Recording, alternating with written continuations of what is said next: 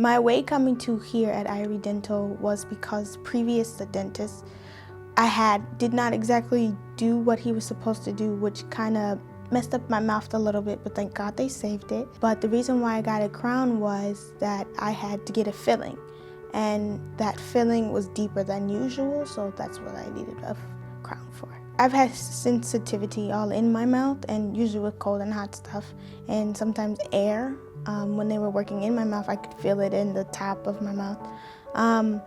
But the pain wasn't so severe. It was just on and off. I met Dr. Robinson. She's a lovely lady. I love her a lot. After the x-rays and the CTC scans, the process of the crown was pretty okay. I don't like needles at all, so it hurt a little bit when they had to numb me, because without the numbness, I would be in pain. But the procedure did not take that long.